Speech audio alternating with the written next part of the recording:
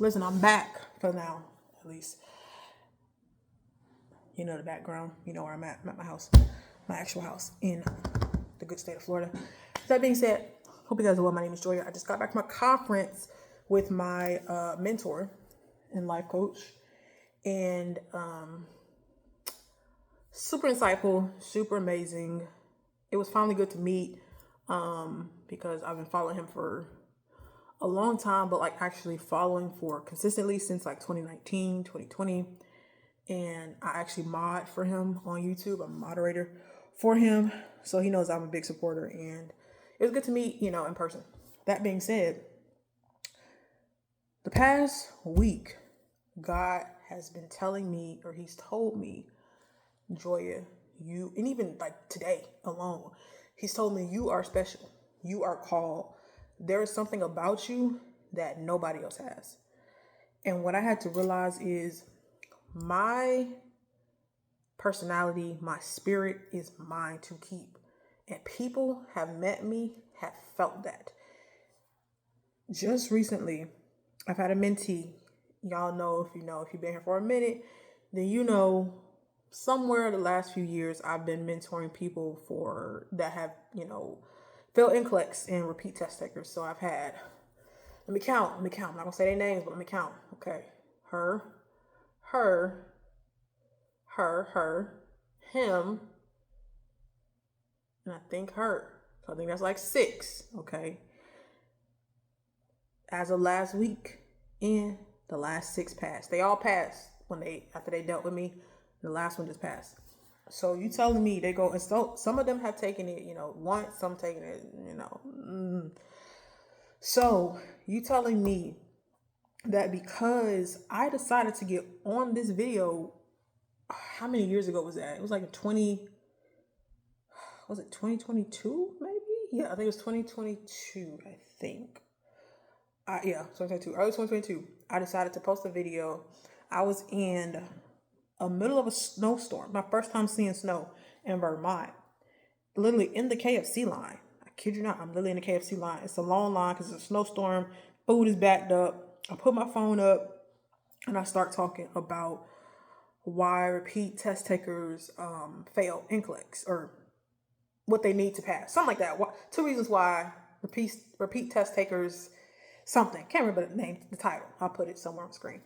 Anyways, the video insanely did crazy. I had maybe 200, if that, maybe 100 something subscribers at the time of that video.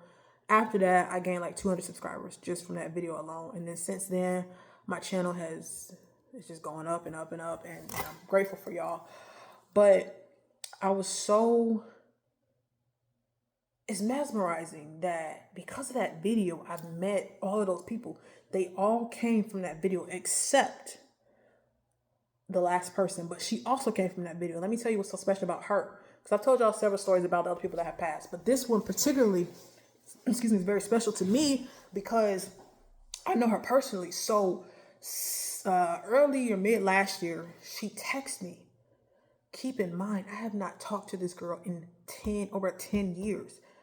Like, I kid you not, since college. It's been over a decade since I've talked to her, since I've seen her. I ain't know nothing she had going on. It's not like we follow each other on social media, nothing like that. She texts me, I get a text, and it said her name. I still had her number saved because I still have the same number from a decade ago. She still had my number saved. She's like, Joya? I was like, yeah. I was like, such and such. She's like, yeah. I was like, this is crazy. She's like, I saw your video on YouTube. I'm like, what? How is the algorithm? You know what I mean? Like, how on earth? Because I'm very, very small in the grand scheme of YouTube and all of that. Maybe not necessarily in this niche, but in the grand scheme of YouTube itself and channel-wise, I'm very small. So I said, how on earth, like, you still have my number? I still have your number. Anyways, long story short, this is one of her attempts. And she just had to keep moving the date for several reasons. Sometimes it was like sickness. Sometimes it was just nervous. It just was like every single time she wanted to test, she had to move the date for some reason. I kid you not. Because she was supposed to take it end of 2025 and just kept whatever.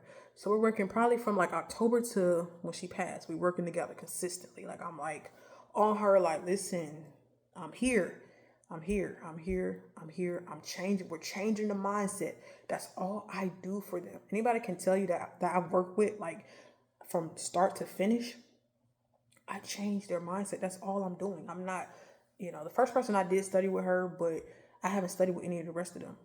You know what I mean? Like, I'm so over NCLEX as far as taking questions, but I was willing to do it for them just for the sake of, because that's just what I want to do. But luckily this particular girl, she had a tutor. So it's like, whatever.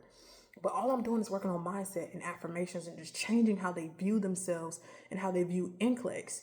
And the crazy thing is, not crazy, but it's just a testament. She ended up passing just like last weekend. And I'm getting emotional thinking about it. You're telling me in over a decade, somebody I have not seen or talked to in over a decade saw a video from my small YouTube channel, and she knew me personally, still had my actual phone number, not my Google number, because I got that too.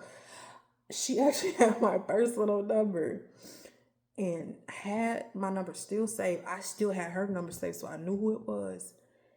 And because of that connection, she was able to pass NCLEX most recently. That's how I know. And the other stories, they're not as like, I knew them before. Like, I just met them from my video, but I knew her, so it was a little different. But it just lets me know God is real, y'all. God is real. And I'm really called to this. Like, beyond mindset coaching, beyond mindset change, and like, it goes beyond that. I am who I am. Like, God has given me the authority to be who I am. Like, I'm special. I'm special. And it's emotional to say that, because I have not felt like that most of my life. I'm like, damn, I'm just a girl. Like, I'm dark skinned, I'm plus size. Like, I'm just here. I'm nothing special about me. No, there is. But I knew in high school, my senior year, I knew I was different, because I talked about this in another video. I got a full ride scholarship for a school, and I didn't even know that scholarship existed. I applied for another scholarship that was going to be like $3,000 a semester. That's what I thought I was going to get. I got a full ride scholarship for something I didn't even know it existed, y'all.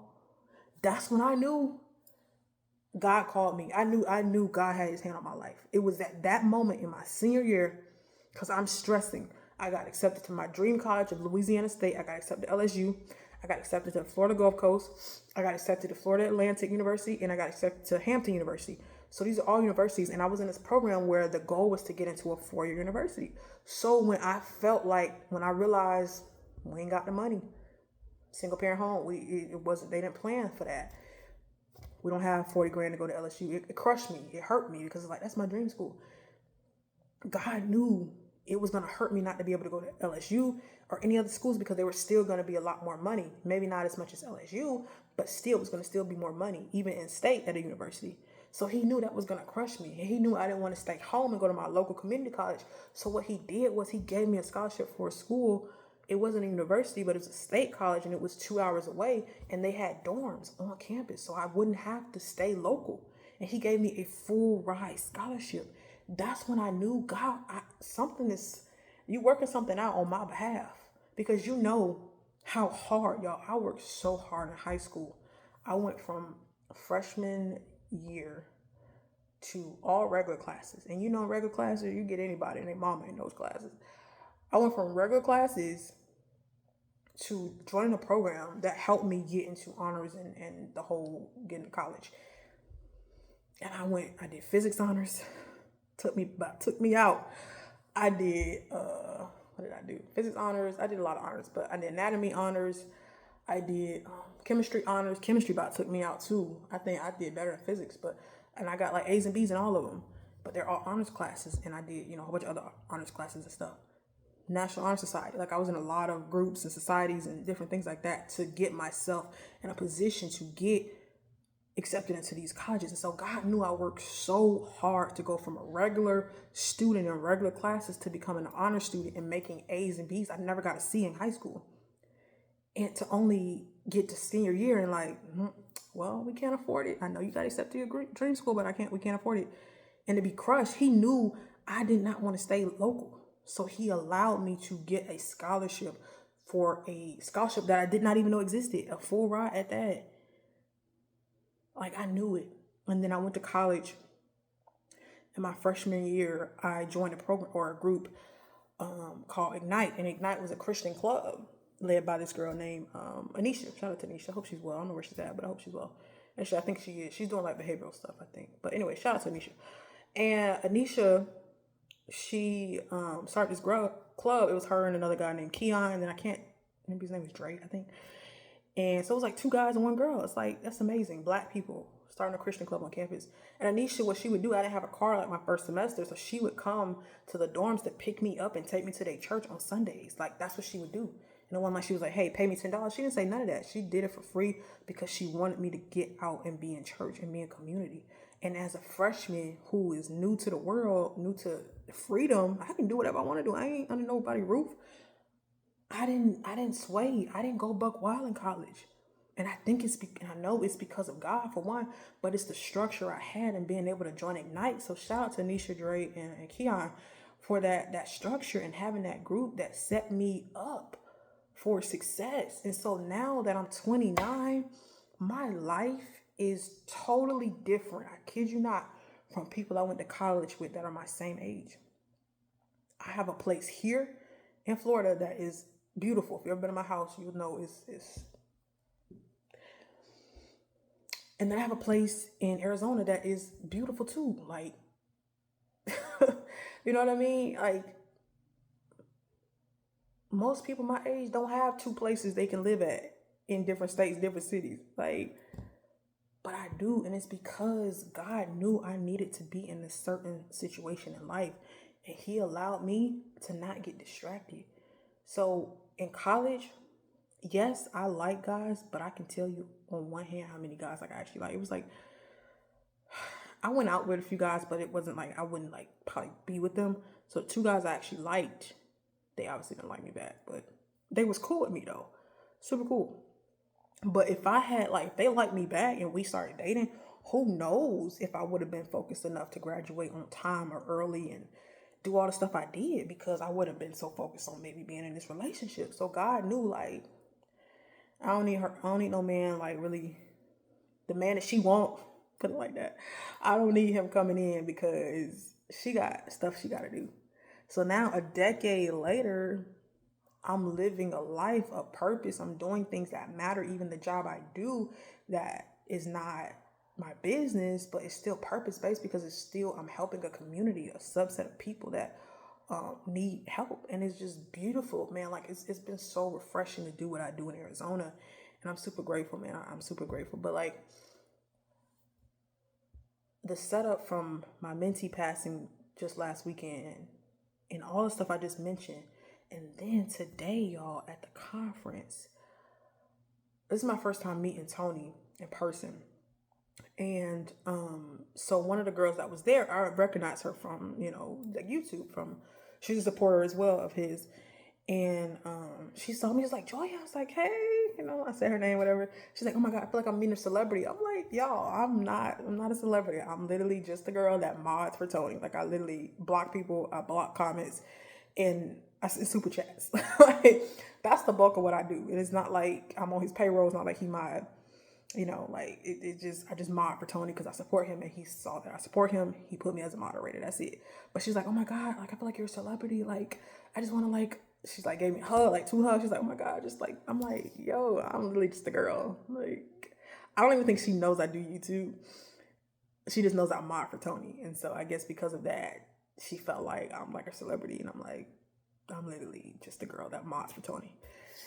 And then another girl, so the girl, she saw me, she, gave me a hug. She said all of that. And then later, before I about to leave, she's like, oh my God, I just gotta give you another hug. Like, I just feel like I'm meeting a celebrity. So she said it again.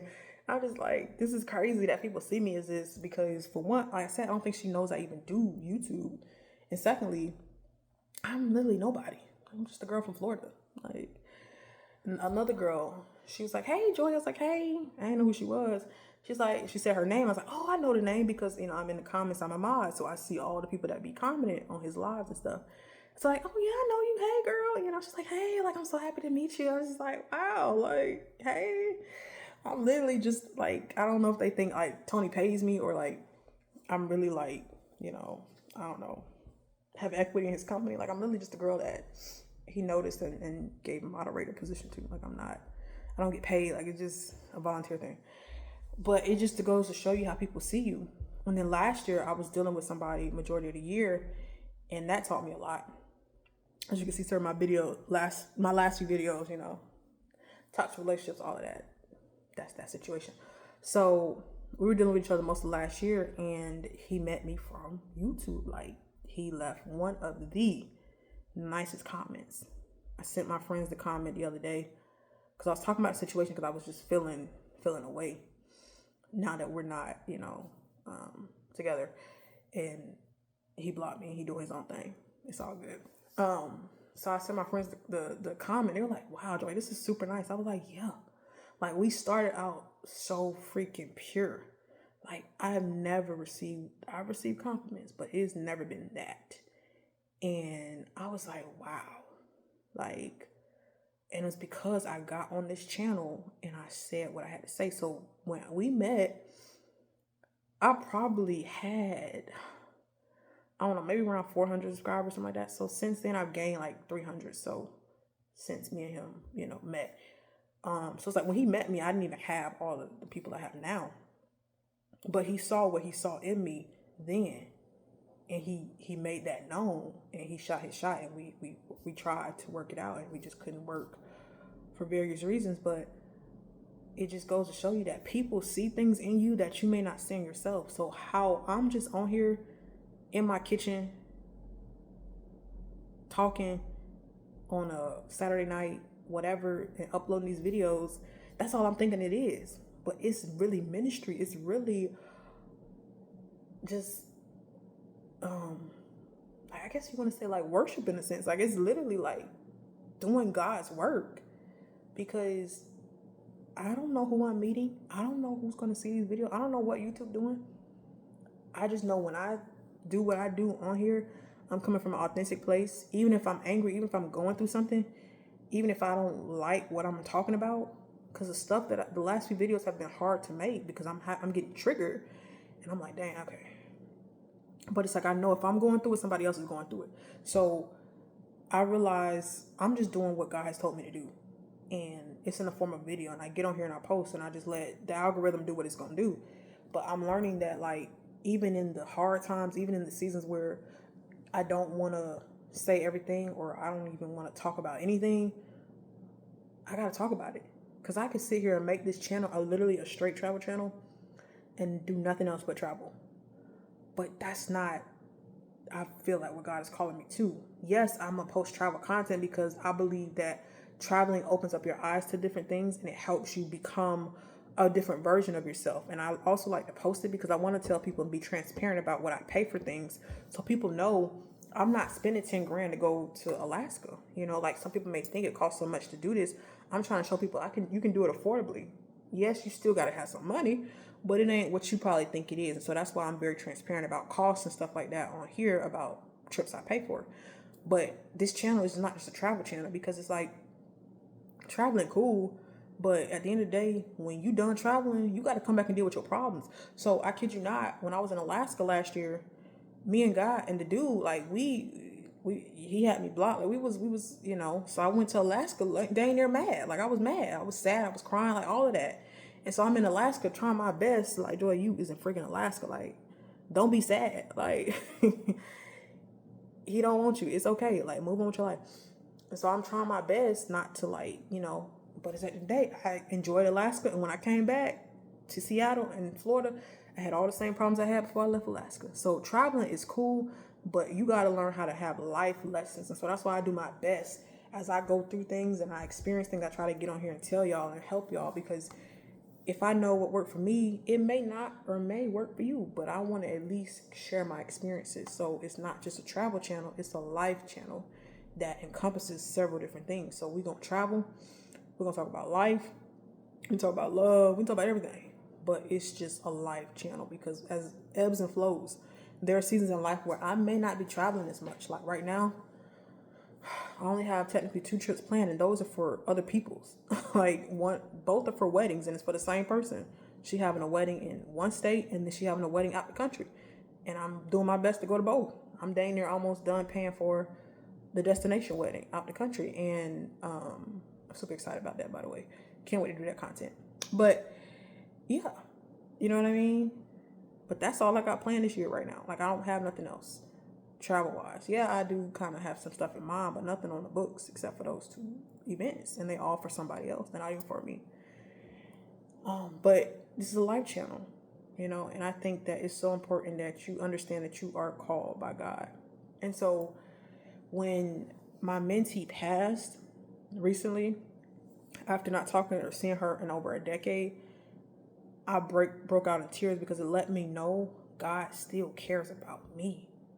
Because I'm not going to badmouth the guy because we both were who we should have been. And I still have a place for him. Like I still have a soft spot for him. Like I still care about him. And I don't think he's a bad person. Contrary to the things that have been done and what has been said, I don't believe he's a bad person. I don't feel like he feels that way about me. I feel like he feels I'm a good person too.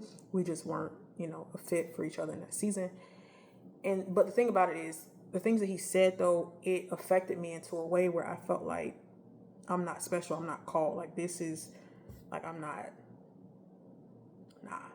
But then I thought back to, for one, what he said when he initially shot his shot and how it was the most purest, honest thing I've ever heard. And then I came back to how my mentee passed after not speaking or knowing me or seeing me in 10 years and finding me from YouTube. And it let me know I'm called. Like God, and even since, high school, like I'm called. Like this is God's way of telling me, Joya, you have to keep going. Like you are special. You're telling me you can get online and have a small, because this is a very, very small, it's a very small channel. I think y'all can see my subscriber count. It's very small. Like it's very small. My views go up and down. It just depends on the video and stuff like that. Whatever's for me is for me. Like I try not to get too caught up in analytics, but it's a very small channel. Very, very small. Still building, still growing. But I've been able to reach hundreds of thousands of people because I just get on here and just do what God has called me to do. And even when I feel like God, this ain't it, he shows me, no, this is it. Like with my mentee passing, that was God showing me, like after being told this, you are called, like you are special. Something about you is important. And I see it. I know it. And I also know it because if you know me personally, then there are certain things I'm not going to accept from a man. One being a weed smoker. So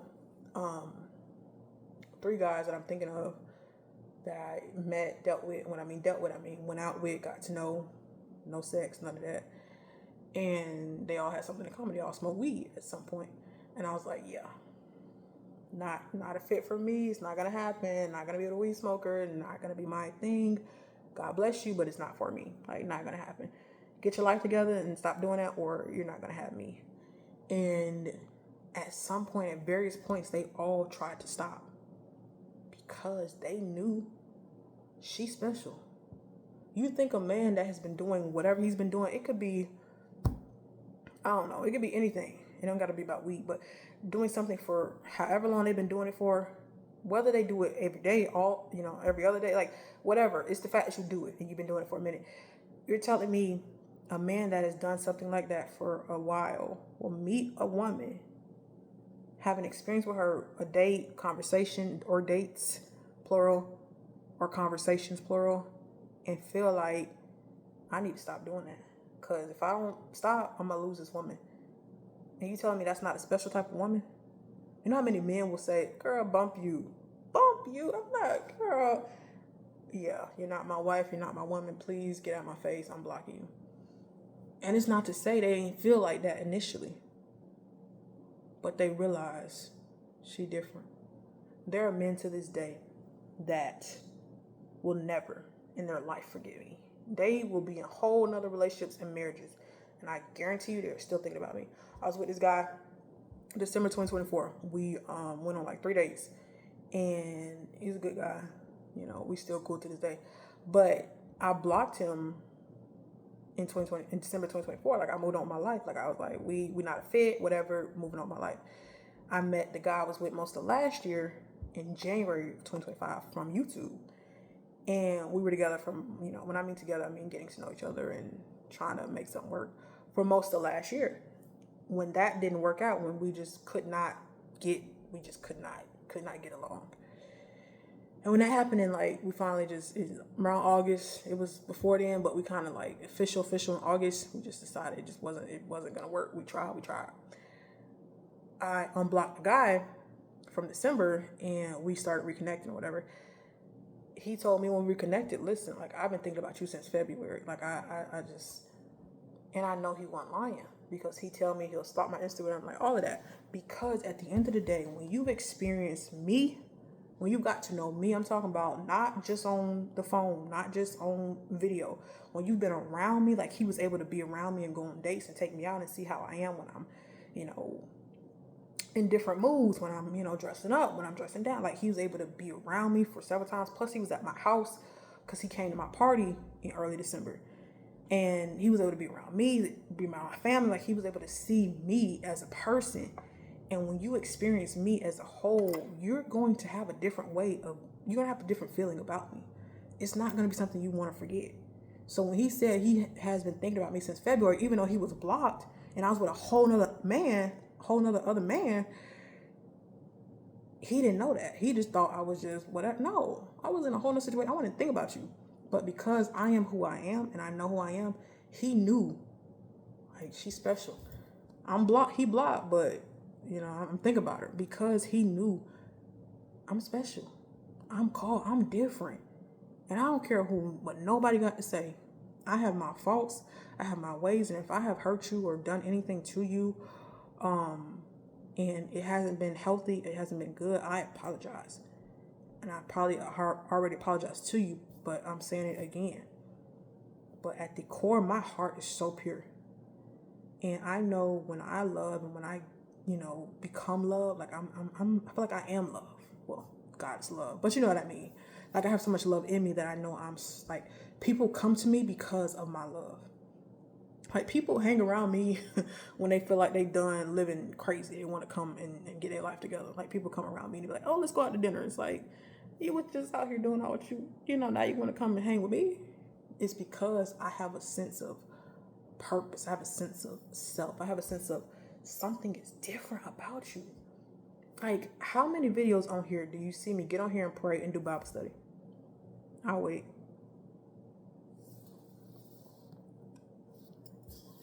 Zero. But I get on here and I talk and I try my best to get the message out. And because of that, you can tell I'm different. I'm not on here cursing. You're not gonna hear me yelling. I'm not gonna be calling people names on here.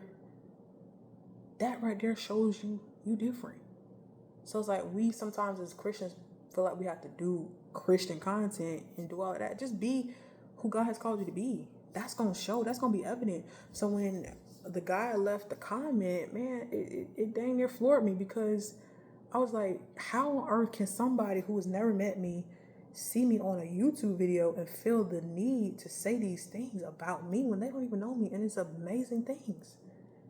And then, not to mention, another guy reached out to me last year from my same YouTube video about NCLEX. And, you know, he's still trying to, I guess, you know, pass or whatever.